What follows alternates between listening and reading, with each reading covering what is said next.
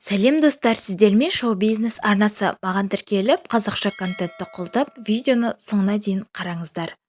Танымал актриса Дарьяға Бадықова әлеуметтік желіде өзі жайлы жағымсыз пікір жазған жандарға өкпелі. Ол желідегі парақшасында өзіне жалыққан адамдарға жазба арнады. TikTok желісіне сирек кіретінін айтқан актрисаның өзі туралы жазылған жаман пікірлерді көз шалған. Осыдан басқа актриса жоқ па? Немене осы ғана? Барлық фильмдерде осы жүреді екен, тағы ойнай ма? Деген пікірлерді оқыдым. Мен жыл сайын түсіріліп жатқан жаңа фильмдерге түсіп жатқан жоқпын ғой. Жай оң жамбасыма келген образдармен көзге түсіріп жатырмын-ау.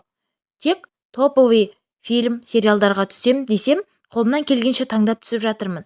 Веб-сериалдарға келісім беріп жатқан жоқпын. Одан кейін түскен фильмдер, сериалдар жалғасын тауып кетеді, деп жазды Дарьяға.